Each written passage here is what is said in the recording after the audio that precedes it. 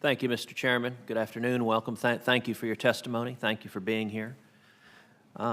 Ms. Baker, according to Accenture, the U.S. wireless industry is poised to invest roughly $300 billion in deploying 5G networks, which could create 3 million new jobs and boost GDP by $500 billion. Personally, I'm excited that we're seeing some of that investment in Texas, already moving forward with at least 3 of our cities slated to be among the very first in the country to get 5G. AT&T previously announced that Waco and Dallas will see 5G services this year. And just yesterday, Verizon announced that Houston, my hometown, will be getting 5G as well, including 5 traditionally under-resourced neighborhoods.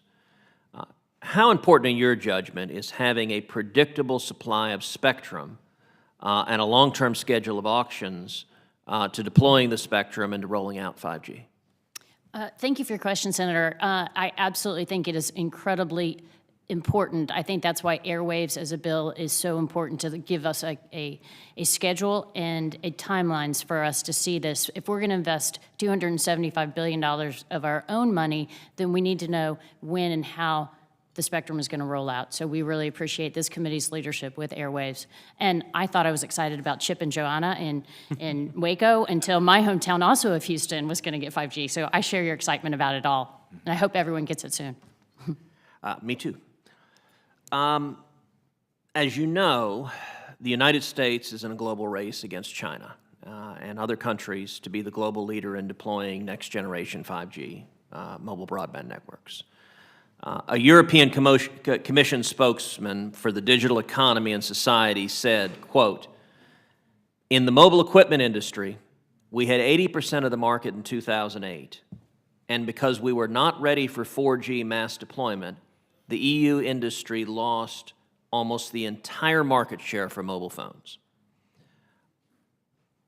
What would be the consequences for the United States if we lose the global 5G race to China or to another nation? I think, Senator, that's a great question. I think the same thing happened to Japan. So we need to learn the lessons from the leadership that Europe and Japan had in 2G and 3G and not lose our leadership in 4G. It will mean that, particularly if China wins, that Chinese companies will be leading the race, they'll be leading innovation, they'll be pushing their products to us instead of America and the United States pushing our products to the world.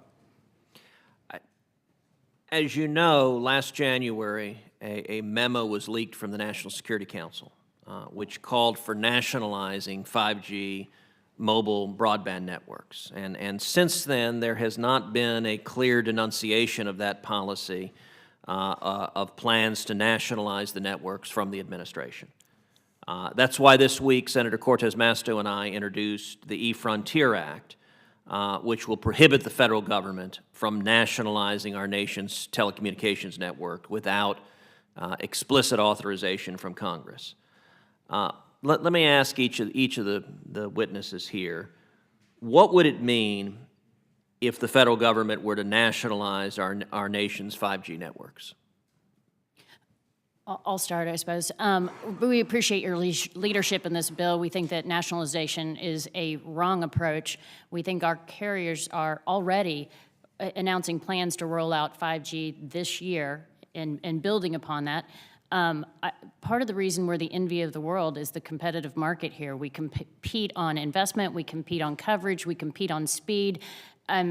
Prices. It's one of the few areas where prices are dropping and data is increasing. So it really, I think I noted earlier that we've had data increase 4 times since 2014, and our networks are covering it by speeding up 40% in the last 2 years. And meanwhile, the prices are down 13% over the 2 years. I'm not sure why we would nationalize it. It's the wrong direction. I totally agree with that, Senator Cruz. We're working, as I said in my testimony, at a feverish pace from our headquarters in San Diego to roll out the chips for 5G.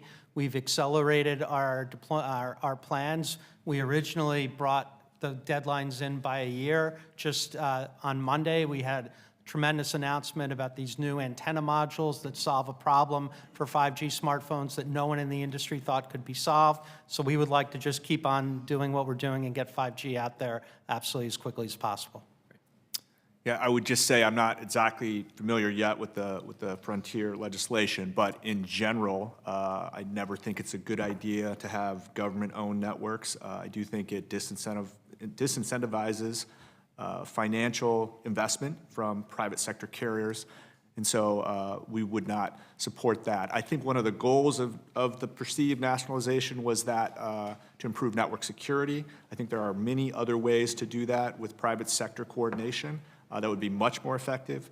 I do think if it was nationalized, it would absolutely slow down the rollout of 5G. It would be counterproductive to what we're trying to achieve.